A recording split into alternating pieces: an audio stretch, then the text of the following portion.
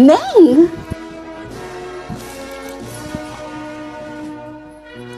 Congrats! O, teka, picture tayo. Pumunta ang ate mo sa school mo, nak? Ewan ko nga dyan kay ate, Nay. Hindi naman siya ganyan sa akin eh. Lagi kayang galit sa akin yun. Lagi akong sinusungitan. Tsaka wala naman pakialam yun sa akin sa kung ano yung gawin ko sa buhay. Tapos ngayon nagulat ako, binigyan niya pa ako ng ganito. Kilala ko yung ate mo eh. Dalawa lang yung rason niyan kung bakit nagkakaganyan yung ate mo. Una, may kailangan. Pangalawa, nakagawa yan ng kasalanan.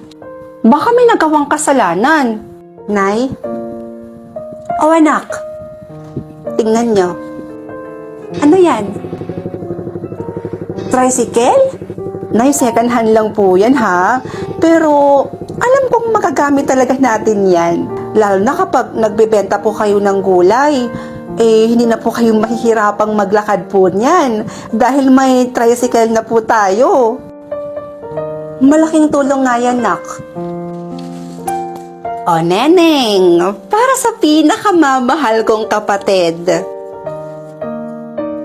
Sa'yo to lahat. Kakamitin mo to. Isang taong sahod ko rin to nung 2024. Pangkolehiyo mo. Mag-aaral ako ng college, ate. Basta ipangako mo sa akin na magtatapos ka ng pag-aaral mo, ha? O, ito. Baka naman may pang-grocery pa ako dyan, nak. O, ito, Nay. Para naman ito sa inyo. O, pangpuhunan nyo ito, Nay, ha? Mag-sari-sari store kayo dito para marami din po kayong pagkakitaan. Naku, salamat, nak. Oh, halina kayo. Kain na tayo. Nay, naniniwala ka po ba na ito yung sahod ni ate noong 2024? Parang nakakapagtaka po kasi. Kailangan na talaga nating malaman kung ano yung sikreto ni ate at kung bakit po siya nagkakaganyan. Alam mo na yung feeling ko, may boyfriend yang si ate na Amerikano. Anak, bakit hindi mo kaya tingnan yung cellphone ng ate mo? Nak? Nay? Saan ka pupunta? Tsaka, gabing-gabi na bakit ganyan yung suot mo?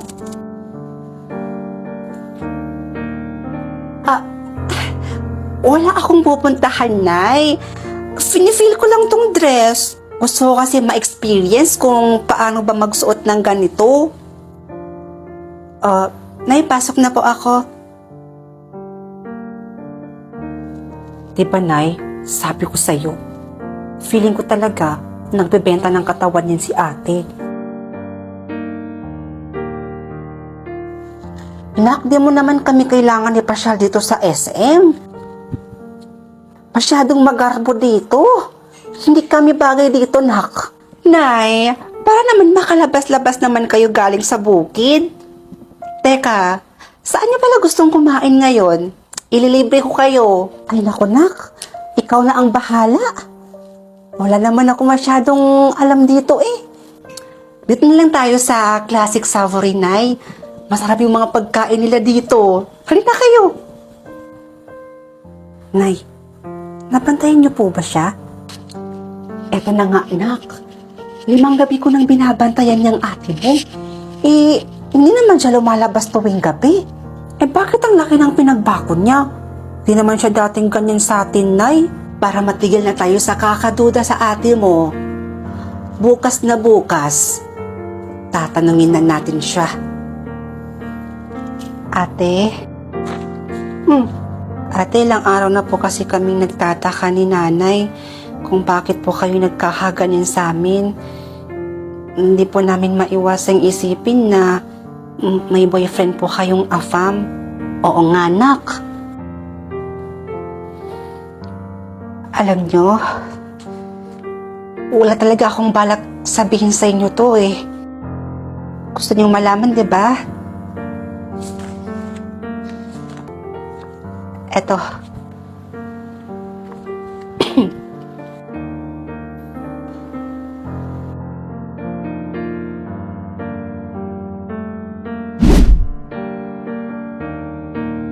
So hot. Grabe naman makaganyan ba? Oo talaga. Sa eto na nga mga mima ko, may isi-share kasi ako sa inyo ngayon. Eh di ba nga, nasabi ko sa inyo, this 2025 magbabago na ako. Hindi na ako magkikip ng secret available. Oo talaga. So ito yung mga mima ko, yung gusto kong i-share sa inyo. Yes! Ito yung palagi kong tinitake mga mima ko at gusto ko syempre i-share sa inyo. So ano nga ba yung nagustuhan ko dito sa Asian Premium Glutathione Plus at talagang nahiyan yung skinable ko dito? Ay nako, ang nagustuhan ko dito mga mima ko, lakas makaputi, maka-fresh at maka-glowing ng skin mima ko. And mga mima ko, every time na nagtitake ako nito mga mima, grabe naman, ang sarap talaga ng tulog ko kasing sarap ko. So, ang tamang pag-take naman nito mga mima ko is 2 capsules a day. So, meaning, isa sa umaga at isa naman po sa gabi bago po kayo matulog. And mga mima ko, marami din siyang benefits, lalong-lalo na po sa ating hair, sa ating skin, at lalong-lalo na sa ating nails lavo-lavo para mas mapastrong pa yan. Kaya kung ako sa'yo mga mima ko, ay naku, nandito na yan sa aking yellow basket. Mag-check out ka na.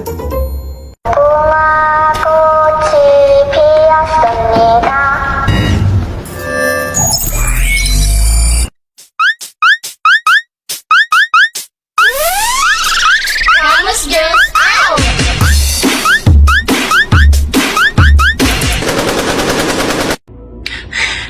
Nakakainis? Hay naku te, imbis na ma-stress ka dyan, isukat mo na lang kaya to. Ang ganda kaya nito. Sigurado ka bang kakasya sa akin yan? Eh bukas na yung kasal ko. Ba't pa kasi ako in-scam nung kausap ko dun sa wedding gown?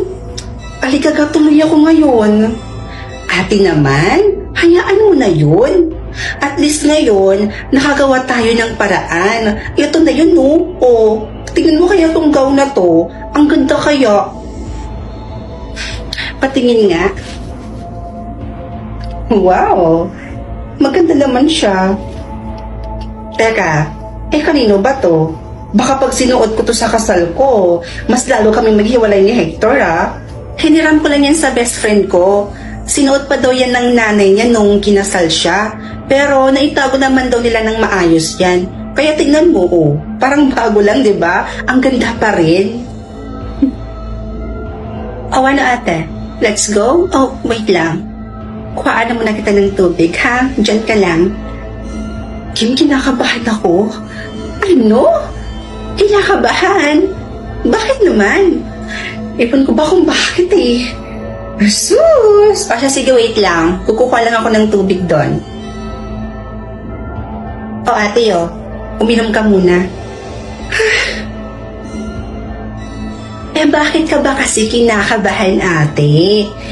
Kaming pamilya mo at mga kaibigan mo rin naman yung mga nandoon. Ewan ko ba? Ganito pala yung feeling ng ikakasal, no? Grabe, kinakabahan ako pa. Hindi na ako makahinga. Isipin mo na lang na mamaya magiging asawa mo na si Kuya Hector. At mabibinyagan na rin yung kamang nabili nyo, diba? Anyways, tingnan mo yung gown. Bagay na bagay pala sa akin. Oh, tingnan mo. Oh, fit na fit, diba? Oo nga, no? Oh, diba? Sabi ko naman kasi sa'yo, ate, eh.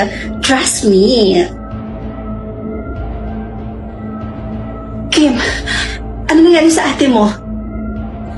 Nahimatay siya habang naglalakad siya sa aisle. Ewan ko ba? Wala naman siyang sakit eh. Healthy ang ate ko. Tapos ngayon, nasa ICU siya? Ito na nga ba yung kinakatakot ko? Siguro may sumpa talaga yung wedding gown na yun. Ha? Namatay din kasi yung nanay ko habang suot niya yung wedding gown na yun. At balita ko pa, namatay din to yung unang may-ari ng gown na yun. Bakit ngayon mo lang to sinabi? Tsaka bakit pinahiram mo pa? Excuse me, ginawa na namin ang lahat para mailigtas si Miss Fiona. Pero ang bilis kumalat ng lason sa katawan niya. Kaya ikinalulungkot kong sabihin sa inyo na wala na po si Miss Fiona. Nakikiramay po No. ako.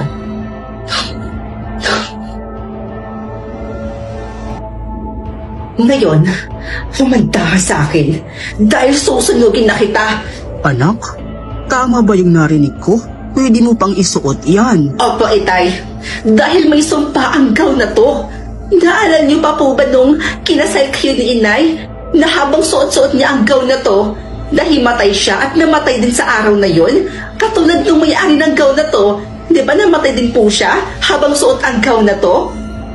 May sumpa ang gown na to, Itay. Kaya dapat dito, sunugin. Nak, totoong may sumpa ang gown na isinuot ng nanay mo. Pero yung gown na hawak-hawak mo ngayon, hindi yan ang gown na isinuot ng nanay mo.